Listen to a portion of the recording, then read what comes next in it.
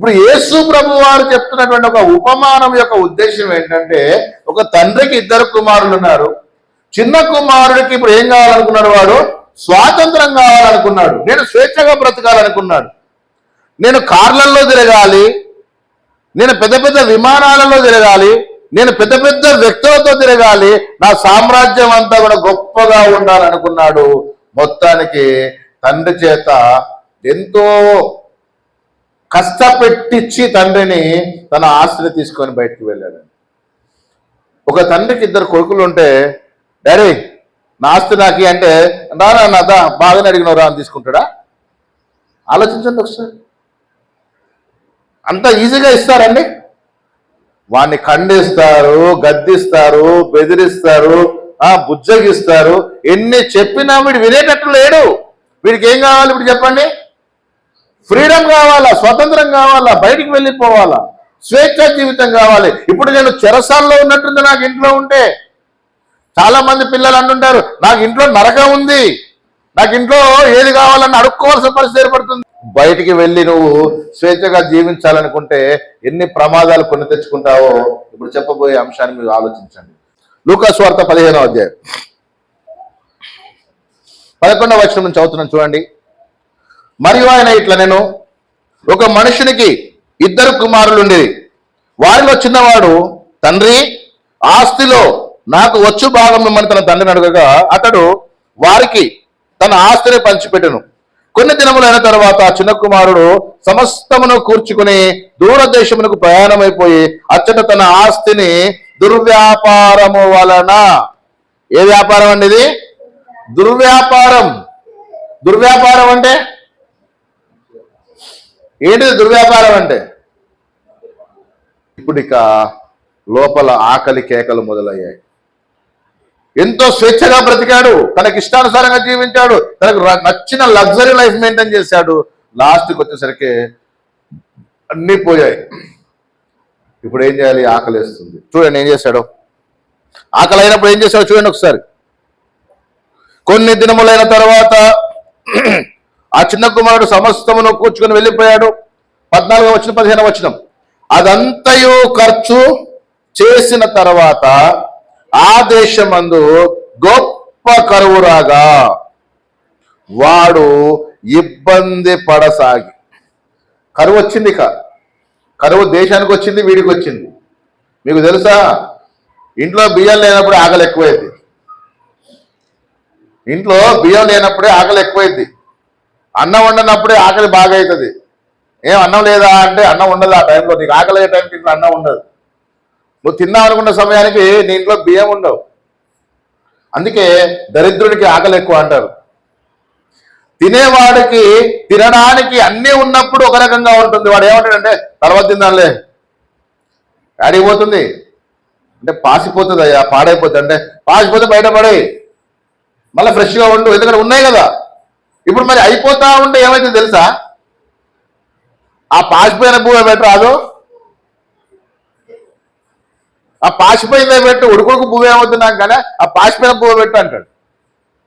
తెలుసా మీకు, ఆకలి అనేది మనిషిని చాలా దీన స్థితికి కృంగదీస్తుంది. పిల్లలు, మీకు మీ తల్లిదండ్రులు ఇచ్చినటువంటి గొప్ప భాగ్యం ఏంటో తెలుసా? ఈరోజు కూడా మీకు ఇంకా తిండి పెడుతున్నారు. కొన్ని ప్రాంతాలలోకి వెళ్ళి చూడండి, తినడానికి తిండి లేక, ఉండడానికి నివాసము లేక, రోడ్డు మీద అలా ఈడిగిలబడి కూర్చుంటారండి. ఎవరైనా ఏమైనా ఇస్తాడేమోనని, ఏదైనా మిగిలిపోయిన ఆహార పదార్థాలు ఇస్తే ఆ పూట కడుపు నింపుకుందామని ఎదురు చూసేటువంటి వాళ్ళు వేలాది మంది ఉన్నారు. నీకు అన్ని సౌకర్యాలు నీ తల్లిదండ్రులు కల్పిస్తున్నారు, నీకు అన్ని రకాలుగా నీ దేవుడు నిన్ను కాపాడుతున్నాడు. ఇది మర్చిపోయి నువ్వు రోడ్డున పడదాం అనుకుంటున్నావు. జాగ్రత్త. చెత్త కుప్పలలో ఆహారం ఏరుకొని తినేటువంటి అనేక మంది బిచ్చగాళ్ళు కాదండి, వాళ్ళు పిచ్చోళ్ళు కాదు. వాళ్ళు తమ ఆర్థిక పరిస్థితులు అన్ని కోల్పోయిన తర్వాత తమకున్నటువంటి వ్యసనాలను బట్టి వాళ్ళు తిరిగి ఏమైపోయారంటే అడుక్కొని తినే స్టేజ్కి వచ్చేసారు. చెత్త కుప్పలలో పడివేయబడినటువంటి ఆహార పదార్థాలు, మురిగిపోయిన ఆహార పదార్థాలు, కుళ్ళిపోయిన ఆహార పదార్థాలు తినేటువంటి పరిస్థితికి దిగజారిపోయాడు ఈ కుమారుడు. ఇక లేదు, ఒక పూట భరించగలుగుతాం ఆకలి, 2 పూటలు భరించగలుగుతాం, 3 పూటలు భరించగలుగుతాం, ఒక వారం భరించగలుగుతాం. కానీ ఆకలి అనేది మనిషిని ఎంత కృంగదీస్తుందో తెలుసా? ఏ పనైనా చేయడానికి, ఎంతటి కష్టమైనా చేయడానికి ఆకలి అనేది మనిషికి దేవుడు పెట్టినటువంటి వరం. ఒకవేళ అదే ఆకలి లేకపోతే దేవుడు కుడుతున్నాడు, తల్లిదండ్రులు కుడుతున్నారు, అసలు ఎవడు కుడుతున్నాడు? ఈ చిన్న కుమారుడు ఎంత లగ్జరీ లైఫ్ అనుభవించాడో ఒక్కసారి వాడి గ్రాఫ్ పడిపోతూ వచ్చిందండి.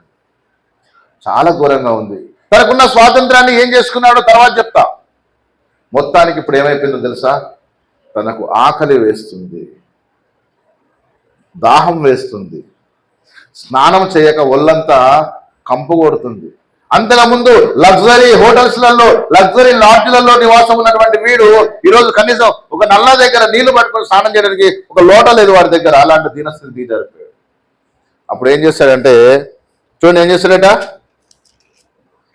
అదంతా ఖర్చు చేసిన తర్వాత ఆ దేశంలో గొప్ప కరువు రాగా వాడు ఇబ్బంది పడసాగి వెళ్ళి ఆ దేశస్తులలో ఒకని చెంత చేరెను. అతడేమో పందులను మేపుటకు తన పొలములోనికి వానిని పంపాను. వాడేం చేసిండు, పనుని కాడికి పోతే మంచి పనుడు దొరికిన వీనికి కూడా. అంటే మన కష్టకాలంలో మనకు దొరికే సహాయం కూడా కష్టంగానే ఉంటుంది. వాడు ఏమంటున్నాడంటే, అయ్యా ఇగో నా పందులు ఉన్నాయి, నీ పరిస్థితి చూస్తే దాదాపు 10 రోజుల నుంచి తిండి తిప్పలు లేకుండా ఉన్నవాడిగా ఉన్నావు, నీకు అన్నం పెడతా అంటే నేను పెట్టే రొట్టెలో పప్పు పచ్చిపులుస నేను పెడతా, కానీ అప్పటిదాకా నువ్వేం చేయి, నా పందులను మేపు. ఇప్పటిదాకా నేను మేపుకున్నా, ఎందుకంటే అసలే దేశంలో కరువు పరిస్థితి ఉంది, తిండి దొరికే పరిస్థితి లేదు. ఒకవేళ నీకు ఇష్టమైతేనే పందులు మేపు, నా కలిగింది ఏదో నీకు పెడతా అంటే. నిజంగా ఒకసారి ఆలోచించండి ప్రియులారా, నీ జీవితంలో ఒక్కసారి డబ్బు లేకపోతే, నీ జీవితంలో ఒక్కసారి అధికారం లేకపోతే, నీ జీవితంలో సమస్తము నువ్వు కోల్పోతే, నీకు తినడానికి తిండి లేదు, ఉండడానికి ఇల్లు లేదు, వేసుకోవడానికి సరైన బట్టలు లేవు, కనీసం నీకు ఏది కావాలో అది లేనటువంటి పరిస్థితులలో నీకు ఎవరు గుర్తొస్తారు చెప్పండి? అప్పుడు ఎవరు కనిపిస్తారు చెప్పండి? అప్పుడు ఈ యొక్క చిన్న కుమారుడికి ఆకలి వేస్తుంది, తినడానికి ఏమో తిండి లేదు, పని కల్పించడానికి వెళ్తే ఒకడేమో పందులు మేపుకో తర్వాత నీ కడుపు దగ్గర చూసుకో అన్నాడు. కానీ ఆకలి విపరీతంగా వేస్తుంది. యజమాని ఆహారం పెట్టే అంత ఓపిక లేదు ఆ పందులను మేపడానికి. ఏం చేయాలంటే ఆ పందులు తినే పొట్టుతోనైనా తన కడుపు నింపుకొన చూచాడట. ఎందుకు ఈ సందర్భాన్ని గుర్తు చేస్తున్నాడంటే, తప్పిపోయిన కుమారుడు తన కడుపు నింపుకున్న చూస్తే పందులు తినే పొట్టు కూడా అతనికి అవకాశాన్ని ఇవ్వలే పందులు. అప్పుడు అనుకున్నాడు, నా తండ్రి ఇంట అనేక మంది పని వాళ్ళు ఉన్నారు కదా, ఇక మీదట నేను కుమారుడిగా వెళ్లకుండా ఎలా వెళ్ళాలనుకున్నాడండి? పనివాడిగానైనా వెళ్తా. చూడండి అక్కడ ఆ మాట ఎలా ఉందో. 17వ వచనంలో, అయితే బుద్ధి వచ్చినప్పుడు వాడు నా తండ్రి యొద్ద ఎంతో మంది కూలివాండ్రకు అన్నము సమృద్ధిగా ఉన్నది, నేనైతే ఇక్కడ ఆకలికి చచ్చిపోతున్నాను. నేను లేచి నా తండ్రి యొద్దకు వెళ్ళి, తండ్రి నేను పరలోకమునకు విరోధముగాను నీ ఎదుటను పాపము చేసి తిని, ఇక మీదట నీ కుమారుడనని అనిపించుకున్నటకు యోగ్యుడను కాను, నన్ను నీ కూలివాడిలో ఒకనిగా పెట్టుకొనుమని అతనితో చెప్పుదును అనుకుని లేచి తండ్రి యొద్దకు వచ్చాను. నేను కుమారుడిగా ఉన్నప్పుడు నాకు స్వతంత్రం ఉంది. కుమారత్వాన్ని కోల్పోయి ఇంట్లో నుంచి బయటికి వెళ్ళిపోయి ఆ శపథాలు చేశా. నేను అది చేస్తా, ఇది చేస్తా, నేను సాధిస్తా, గెలుస్తా, వస్తా, నేను అద్దాల మెడలో తిప్పుతా అని ఓ పెద్ద పెద్ద డైలాగులు కొట్టి బయటికి వెళ్ళిపోయినా ఆఖరికి నాకు తినడానికి తిండి లేకుండా పోయింది. నా తండ్రి ఇంట అనేక మంది కూలి వాళ్లకు అన్నం దొరుకుతుంది, నేను ఇక్కడ ఆకలితో చచ్చిపోతున్నాను. అప్పుడైనా బుద్ధి వచ్చిందా నీకు? చివరి క్షణంలోనైనా బుద్ధి వచ్చిందా? మళ్ళా కడుపు నిండిన తర్వాత మళ్ళా పందులాగా తిరుగుతావా? ఆకలి తిరిగిన తర్వాత కొంతమంది పందులు ఉంటారండి, కొంతమంది కుక్కలు ఉంటారు. అందుకే పేతురు గారు అన్నారు, కుక్క తన వాంతికి తిరిగినట్టుగా కడగబడిన పంది మరలా బురదలో తిరిగినట్టుగా మిమ్మల్ని గురించి సామెత సరి అయింది అన్నాడండి. వీళ్ళు ఎలాంటి వాళ్ళు తెలుసా? కడుపు నిండగానే అన్నం పెట్టినోనే దూషిస్తారు. ఇలాంటి వాళ్ళు కొంతమంది నేను చూసా. ఇంకా చూస్తూనే ఉన్నా, ఇంకా వాళ్ళ పరిస్థితి గమనిస్తూనే ఉన్నా. వీడు ఎప్పుడైతే కడుపు నిండిందో తన తండ్రిని లెక్క చేయకుండా వెళ్ళినటువంటి వాడు కడుపు నిండిన తర్వాత ఇప్పుడు మళ్ళా అదే తప్పు చేశాడనుకోండి, ఈసారి గడప దాటనిస్తాడా? కానీ వీటిలో ఒక మార్పు వచ్చింది. నాకున్న స్వాతంత్రాన్ని నేను కోల్పోయాను, సో ఇప్పుడు నేను మళ్ళీ స్వతంత్రంగా డాడీ లవ్ యూ అనుకుంటా పోలేడుగా. చెప్పు తీసుకుంటా బయటికి వెళ్ళి అంటాడు. మరి ఇప్పుడు ఎలా వెళ్ళాలి? అయ్యా నాది తప్పైందని ఆయన నన్ను క్షమించి ఇంట్లోకి రాని అనడానికి కూడా అవకాశం లేదు. ఎందుకంటే నేను ఎందుకు ఈ మాట చెప్తున్నా అంటే, వాడు వెళ్ళేటప్పుడు మామూలు టార్చర్ పెట్టి వెళ్ళలే, తెగదెంపులు చేసుకుని వెళ్ళిపోయాడండి. నేను నీ కొడుకుని కాదు, నువ్వు నా తండ్రి కాదని చెప్పి వెళ్ళిపోయాడు. ఇప్పుడు ఏ ముఖం పెట్టుకొని పోతాడు? అందుకే వాడు అన్ని ఆలోచించి ఆలోచించి ఆలోచించి లాస్ట్కి ఆఖరికి కుమారుడిగా కాకుండా నీ ఇంట్లో ఒక కూలివాడిగానైనా నన్ను పెట్టుకో అని నా తండ్రిని అడగాలి అనుకున్నాడండి. ఒకసారి నిన్ను ఆహ్వానించాడంటే నీలో మార్పు రావాలి. ఇక మీద నువ్వు దాసుడివి కాదు, స్వతంత్రుడు అనే విషయాన్ని గ్రహించాలి. ఇప్పుడు ఈ కుమారుడు ఎలా వెళ్ళాలనుకున్నాడు? పనివాడిలో ఒకటిగా వెళ్ళాలనుకున్నాడు తప్ప కుమారుడిగా వెళ్ళాలనుకోలేదు. కానీ మొత్తానికి ఇంటి బాట పట్టాడు. ఇక తిరుగు ప్రయాణం మొదలు పెట్టాడు, సమస్తం కోల్పోయాడు.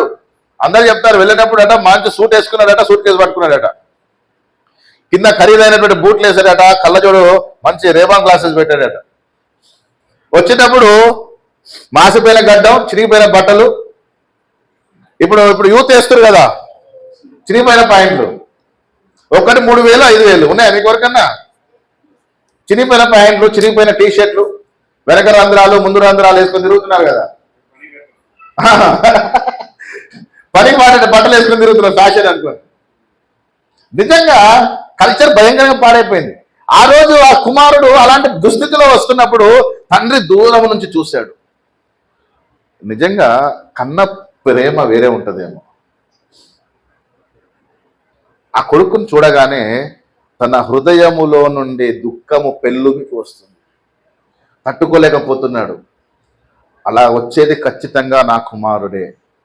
కానీ వాడి ఇంట్లో నుంచి వెళ్తున్నప్పుడు ఎంత కన్నీళ్లు విడిచాడో తండ్రి, ఇంటికి తిరిగి వస్తున్నప్పుడు అంతకు రెట్టింపు కన్నీళ్లు విడుస్తున్నాడు.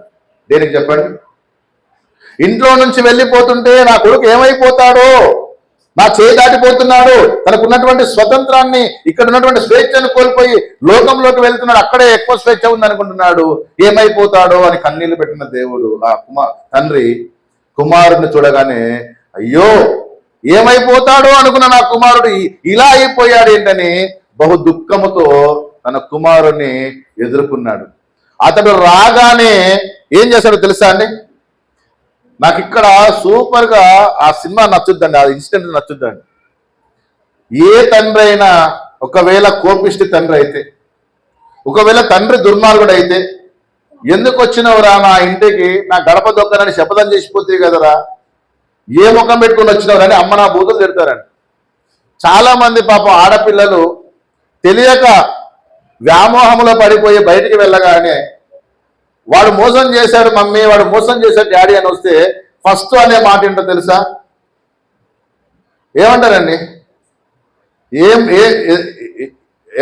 డైలాగ్ చెప్తారు చెప్పాలి మీరు? ఏ ముఖం పెట్టుకొని వచ్చినావు నా ఇంటికి, నువ్వు తీసింది సరిపోలేనా పరువు? అన్నీ చంపుకొని వచ్చేసిందండి. తన సర్వస్వం కోల్పోయి వచ్చేసింది, తన అహాన్ని కోల్పోయింది, అన్ని కోల్పోయి నీ దగ్గరకు వస్తే నువ్వు చేరదీసి బుద్ధి చెప్పాలి, వారికి ఓదార్పు దయచేయాలి. కొడుకైతే ఒక న్యాయం, బిడ్డకైతే ఒక న్యాయం చేస్తారా? చూడండి ఇక్కడ ఆ తండ్రి ఏం చేశాడంటే, తన యొక్క కుమారుడు వస్తుండగానే ఏం చేశాడండి? 19వ వచనం 20వ వచనంలో, వాడు ఇంకా దూరముగా ఉన్నప్పుడు తండ్రి వాని చూచి కనికరపడి పరిగెత్తింది. కొడుకా తండ్రి? నిజంగా ఈ ఇన్సిడెంట్ లో మిమ్మల్ని మీరు పెట్టుకోండి ఒకసారి. మీ కుమారుడో మీ కుమార్తెనో పొరపాటున తప్పు చేస్తే, వాళ్ళు తప్పు తెలుసుకుని భయంకరమైనటువంటి దీనస్థితిలో వస్తుంటే మీరు ఎలా రియాక్ట్ అవుతారు? ఇంట్లో చెప్తారు భార్యకి, వాడు గనక ఈ బజార్లో కనపడ్డా, వాడు ఎప్పుడో చచ్చిపోయిన నా దృష్టిలో, వాడు చచ్చిపోయిన రోజునే నీళ్ళు వదిలేసిన, మళ్ళా వాడు నాకు కనపడొద్దు, ఒకవేళ నీ కొడుకుతో నీకు మాట్లాడాలనిపిస్తే నువ్వు ఊరి బయట పోయి మాట్లాడు, కానీ ఈ పరిసరాలలో వాడు కనపడ్డా, వాడు వచ్చాడని నాకు ఎవడని చెప్పినా నేను చంపుతావాన్ని. అలా అన్నాడు తండ్రి. వాడు అంత దూరం ఉండగానే కొడుకును గుర్తుపట్టాడు. వాడి హాలతు చూశాడు, వాడి పరిస్థితి చూశాడు. చాలా దీనస్థితిలో ఉన్నాడు, చాలా భయంకరంగా ఉన్నాడండి వాడు చూడడానికి. వెంటనే పరిగెత్తుకుని వెళ్ళాడు తండ్రి. అతని గట్టిగా కౌగిలించుకున్నాడు, అతని మెడ మీద పడి ముద్దులు పెట్టాడు. అయ్యో నా కుమారుడా, నువ్వు వెళ్ళేటప్పుడు ఎంత గొప్పగా వెళ్ళావు, ఇంత దీనస్థితిలో వచ్చావేంటి? వాడు లెక్కిలు పడి ఏడుస్తుండు. ఏమనుకుని వస్తున్నాడు వాడు చెప్పండి? పనడుకుందాని వస్తుండు, పనులాగా వస్తుండు, కుమారుడిలాగా రాట్లే. నా తండ్రి దగ్గర అనేక మంది పనులు ఉన్నారు కదా, నాకు కూడా ఏదైనా పనిస్తే కడుపు నింపుకోవడానికే ఇంకా దేనికి లేదండి వాడి బాధ. కానీ తండ్రి గొప్పగా ఆ ప్రేమను కనపరిచాడు. మొత్తానికి వాడిని తన ఇంట్లోకి తీసుకెళ్ళిపోయి ఏమేమి ఇచ్చాడు తెలుసా అండి? అక్కడ చూస్తారా? 3 ముఖ్యమైన విషయాలు చెప్తాను నేను. నీకు దేవుడు ఇచ్చే బహుమానాలు చెప్తాను. నీ స్వాతంత్రాన్ని నువ్వు సద్వినియోగపరచుకోకపోయినా, నువ్వు నీ స్వాతంత్రాన్ని దుర్వినియోగపరచుకొని తిరిగి దేవుని దగ్గరికి వస్తే దేవుడు నీకు ఇచ్చే బహుమానాలు ఏంటో నీకు చెప్పే ప్రయత్నం చేస్తానండి. ఒకసారి మనం గలతీ పత్రికకి వెళ్దాం. 5వ అధ్యాయం. గలతీ పత్రిక 5వ అధ్యాయం 13వ వచనం. సహోదరులారా, మీరు స్వతంత్రులుగా ఉండటకు పిలువబడితిరి. అయితే ఒక మాట, ఆ స్వాతంత్రమును శారీరక క్రియలకు హేతువు చేసుకొనక ప్రేమ కలిగిన వారై ఒకనికొకడు దాసులై ఉండండి. శారీరక క్రియలకు హేతువు చేసుకున్నాడు ఈ కుమారుడు. సర్వము కోల్పోయాడు. తిరిగి తండ్రి దగ్గరికి వచ్చాడు. తండ్రి దగ్గరికి వచ్చిన తర్వాత తండ్రి అతనికి ఏం చేస్తున్నాడు ఒకసారి చూద్దాం. 3 విషయాలు చెప్పిన ముగిస్తా. 21వ వచనంలో, అప్పుడు ఆ కుమారుడు తండ్రితో అంటున్నాడు, తండ్రి, నేను పరలోకమునకు విరోధముగాను నీ ఎదుటను ఏం చేశానో పాపం చేశానయ్యా. నేను దేవునికి విరోధంగా పాపం చేశాను, నీకు విరోధంగా పాపం చేశాను. పాపం వల్ల వచ్చే జీతం ఏంటట? మరణం. సో ఆ మరణము నుండి నన్ను విడిపించడానికి యేసుప్రభు లోకానికి వచ్చాడు. కాబట్టి నేను పరలోకమునకు విరోధముగాను భూమి మీద పాపం చేశాను, నీకు విరోధంగా పాపం చేశాను. ఇక మీదట నీ కుమారుడనని అనిపించుకున్నట్టు యోగ్యుడను కాను. నీ కొడుకు నన్ను మాత్రం పిలిపించుకున్న ఆయన. నీ పరువు తీయనిక ఆల్రెడీ తీసేసి వెళ్ళిపోయినా ఇంకోసారి నీ కొడుకుగా నేను మాత్రం రావట్లేదు. అయితే తండ్రి తన దాసులను చూచి, ఎవకురా అవన్నీ మాట్లాడక కానీ, పోయావు కదా, బుద్ధి వచ్చింది కదా, తెలిసి వచ్చింది కదా, మార్పు వచ్చింది కదా, వచ్చింది నాన్న, ఇంకోసారి చేయవు కదా, చేయన్నాను. సరే, మీ అవతారము మీ పరిస్థితి చూసిన తర్వాత నాకేంటో నీకేం చేయాలో నాకు తెలుసు, నేను కాపాడుకోవాలో నాకు తెలుసురా అని వెంటనే ఎవరు అక్కడ దాసులు వచ్చారు. ముందు వీడిని తీసుకెళ్ళి ఏం చేయమనండి, ప్రశస్త వస్త్రము త్వరగా తెచ్చి వీనికి కట్టి వీని చేతికి ఉంగరము పెట్టి పాదములకు చెప్పులు తొడిగించి క్రొవ్విన దూడను తెచ్చి వధించుడి, మనము తిని ఏం సాధించిందని, ఈయన ఏం సాధించిండని సంతోషపడతాడు. ఈయన తిరిగి వచ్చాడు, అంతకంటే సంతోషం ఏమనుందా? పాపములో ఉన్నటువంటి నీవు, బానిసత్వంలో ఉన్నటువంటి నీవు, మరణానికి చేరువగా ఉన్నటువంటి నీవు, దేవునికి దూరంగా ఉన్నటువంటి నీవు తిరిగి నువ్వు దేవుని దగ్గరకు వస్తే దేవునికి అంతకంటే సంతోషమే ఉంటుంది చెప్పండి. నీ తల్లి నీ తండ్రికి సంతోషపడేదానికంటే ఎక్కువ దేవుడు సంతోషపడతాడు. నువ్వు ఆయనకి ఏమి ఇవ్వాల్సిన పని లేదు. నీ తలనీళ్ళలో అవసరం లేదు ఆయనకు, నీ మాసిపోయిన బట్టలు వద్దు ఆయనకు. ఏం కావాలా? విరిగి నలిగిన నీ హృదయం కావాలి, మార్పు నొందిన నీ హృదయం కావాలి, బుద్ధి తెచ్చుకున్నటువంటి నీ మనసు కావాలి. అవునా? చేజారిపోయినటువంటి నీ జీవితాన్ని తిరిగి దేవునికి అప్పగించు, చాలు, అంతే. వెంటనే తన యజమాను తన దాసులను పిలిచాడు, వీరికి ప్రశస్తమైన వస్త్రాలు ధరింపచేయండి. మరి ఇప్పటివరకు ఏ బట్టలు ఉన్నాయి? పాపపు బట్టలున్నాయి, మురికి బట్టలున్నాయి, అసహించుకునేటువంటి బట్టలున్నాయి. ఎంత చూడడానికి అసహ్యంగా ఉన్నా సరే నీ తప్పు నువ్వు తెలుసుకుని దేవుని దగ్గరికి వస్తే దేవుడు నిన్ను తప్పకుండా ఏం చేస్తాడట? రక్షిస్తాడు. అందుకే నీ పై వస్త్రాన్ని తీసివేసి, నీ పాపపు వస్త్రాన్ని తీసివేసి, నీ మీద ఉన్నటువంటి ఆ యొక్క దుర్మార్గపు ఆలోచనలను తీసివేసి, నీకు మారు మనసు పొంది పాప క్షమాపణ నిమిత్తం నువ్వు ఏం పొందాలి? ఇప్పుడు బాప్తిస్మం పొందాలి. ఇక్కడ కొత్త బట్టలు వేయాలంటే నీకు విషయం చెప్తా, మాసిపోయిన బట్టల మీదనే అవి తీసి కొత్త బట్టలు వేస్తే సువాసన వస్తుందా? మీరు కొత్త బట్టలు కుట్టించుకున్నారు వేసుకుందామని, స్నానం చేయలేదు, ఆ బట్టలు వేసుకుంటే ఏ వాసన వస్తుందండి? చెమట వాసన వస్తుందా, కొత్త బట్టల వాసన వస్తుందా? చెమట వాసనే వస్తుంది. మరి ఇప్పుడు ఈ కుమారుడికి ప్రశస్త వస్త్రాలు ధరింప చేయాలంటే ముందు వీడు ఏం చేయాలా? స్నానం చేయాలి. కొత్త బట్టలు వేయాలంటే స్నానం చేయాలి. అంటే అర్థం ఏంటి? తన మురికిని కడిగి వేసుకోవాలి. ఎలా కడిగి వేసుకుంటాడంటే నీటి మూలముగా, ఆత్మ మూలముగా కడిగి వేసుకోవాలి. అనగా బాప్తిస్మములో నీ పాపాలన్నీ శుద్ధి చేయబడతాయి. క్రీస్తు రక్తము ప్రతి పాపము నుండి నిన్ను పవిత్రులుగా చేస్తుంది కాబట్టి నీ పాపాలన్నీ కడిగి వేసుకోవాలి. అలా మొదటి పని ఏం చేశాడంటే ముందు తన పాపాలను, ఆ వస్త్రాలను విడిచిపెట్టాడు. ఇక్కడ వస్త్రాలు అంటే ఏంటి? తన మనసులో ఉన్నటువంటి దుర్గంధపు ఆలోచనలన్నీ విడిచిపెట్టాడు. రెండవది ఏం చేయాలి? వెంటనే బాప్తిస్మం పొందాడు, అనగా స్నానం చేశాడు. వెంటనే దేవుడి దగ్గరికి ఏమి ఇస్తాడు తెలుసా? రక్షణ అనేటువంటి వస్త్రాన్ని ఇస్తాడండి. బాప్తిస్మం పొందిన ప్రతి వ్యక్తికి దేవుడు ఏమి ఇస్తాడండి? రక్షణ వస్త్రాన్ని ధరింపజేస్తాడు. పరిశుద్ధాత్మను కావలిగా ఉంచుతాడు. దేవుడు నీకు తోడుగా అన్ని సమకూరుస్తాడు. సో ఇప్పుడు ఈ పాత బట్టలు పోయిన తర్వాత, పాపపు జీవితం పోయిన తర్వాత క్రొత్త జీవితం వచ్చింది. ఈ కొత్త జీవితం దేనికి గుర్తో తెలుసా? మరణము నుండి జీవములోనికి నువ్వు రాబోతున్నావని. కొత్త బట్టలు వేసుకున్నాడు, ప్రశస్త వస్త్రములు ధరించుకున్నాడు. ఇక్కడ ప్రశస్త అనే మాటకు అర్థం ఏంటంటే ప్యూర్గా ఉన్నటువంటివి, పవిత్రంగా ఉన్నటువంటివి, నిర్దోషము నిష్కలంకము లేనటువంటివి, తెల్లని వస్త్రాలు, గొర్రెపిల్ల రక్తం చేత ఉదకబడినటువంటి వస్త్రాలు, అలాంటి వస్త్రాలు అతనికి ధరింపచేశారు. రెండవది ఏం చేశారండి? చేతులకు, వేలుకు ఉంగరం పెట్టారండి. ఉంగరం దేనికి గుర్తో తెలుసా? అధికారానికి గుర్తండి. ఉంగరము దేనికి గుర్తు అంటే అధికారానికి గుర్తు.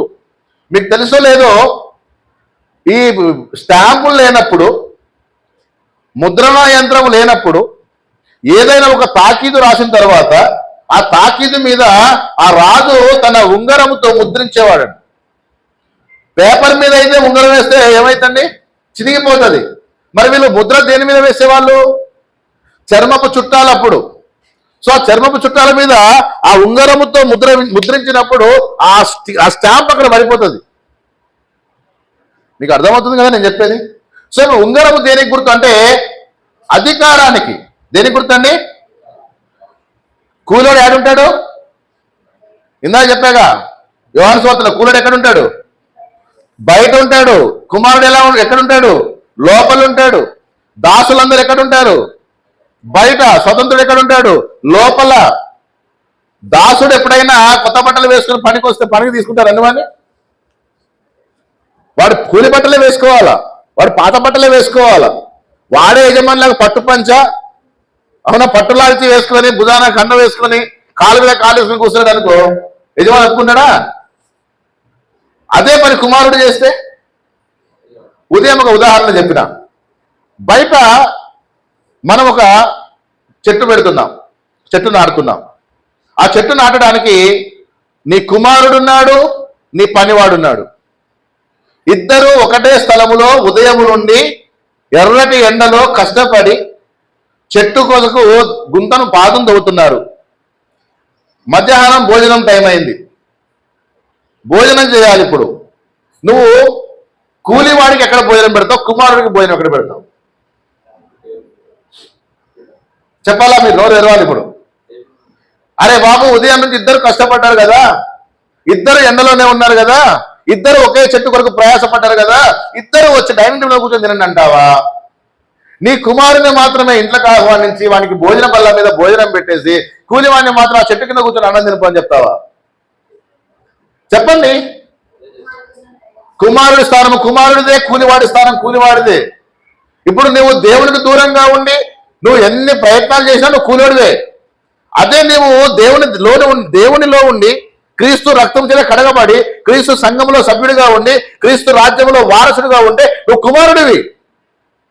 నీకు ఇప్పుడు ప్రశస్తమైన వస్త్రం ఉంది, వానికి లేదు. వాడి బట్టలు మాసిపోయినాయి, నీ బట్టలు కొత్తగా ఉన్నాయి. సో నువ్వు ఇంట్లోకి రావడానికి నీకు అర్హత ఉంది. రెండవది, నువ్వు కుమారుడివి. నీ చేతికి ఏముంది ఇప్పుడు? పవర్ ఉంది. ఉంగరం దేనికి గుర్తండి? పవర్, అధికారానికి గుర్తు.